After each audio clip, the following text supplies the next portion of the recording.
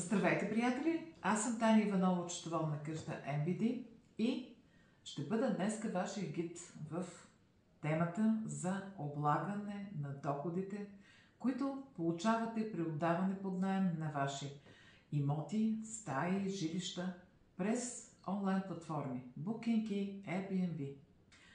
Какво бих могла да кажа? В предното видео, това всъщност е третото подред от тази поредица, аз разгледах възможността доходите на физически лица и търговци, еднолични търговци, да бъдат обложени с патентен данък. По принцип, какво обаче се случва, когато не отговаряте на тези условия за облагане с патентен данък? Значи вие трябва да се облагате по Закона за облагане доходите на физическите лица. За да изясним дали следва вие да се облагате по този ред и начин, първо трябва да изясним дали вие сте търговци по смисъл на Търговския закон. В повечето случаи да. Почти всички, с малки изключения, които ще упомена по-нататъка, които отдават такъв тип имоти под наем, за краткосрочно отдаване под наем, се третират по смисъл на Търговския закон като търговци, без значение дали са регистрирани като такива. В такъв случай какво се случва? Когато нямате възможността да обложите тези получени от вас доходи с патентен данък, вие следва да ги облагате така, както се облага едноличният търговец, върху годишна данъчна основа с 15% данък.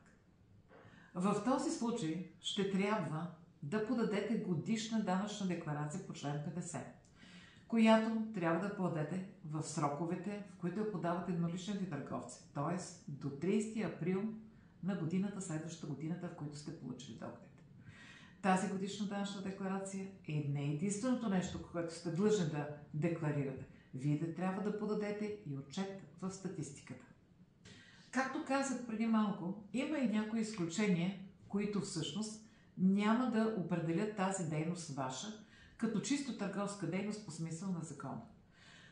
В случаите, когато вие отдавате чрез онлайн платформа стаи в обитавано от вас самите жилище, т.е. не е свободно предоставено цялото жилище за отдаване под наем през онлайн платформите, но и самите вие живеете там.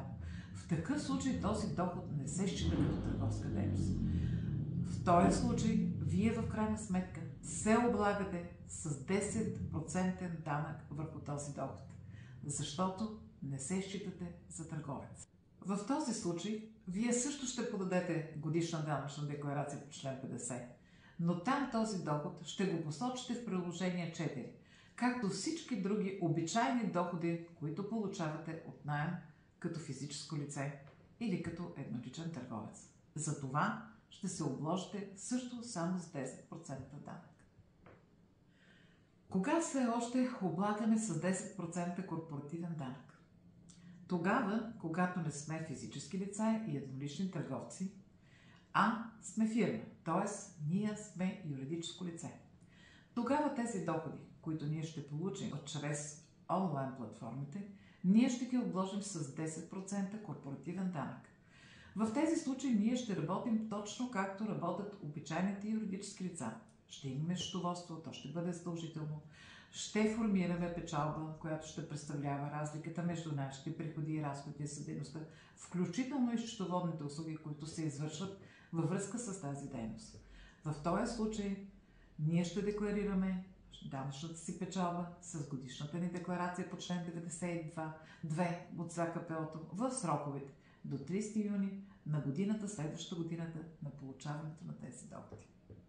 С подаването на годишната ни данъчна декларация до 30 юни, да не забравяме, че трябва да подадем и отчетите, които са задължителни в статистиката. И отново, много важно, пак повтарям, всичко това по никакъв начин не трябва да ни подвежда и да забравяме най-важното нещо. Задължително за дейността трябва да имаме регистрация по Закона за данък добавена стойност по специалния ред, член 97а от него, за който ще разговаряме с вас в нашето следващо видео. Пак казвам, надявам се да ви бях полезна.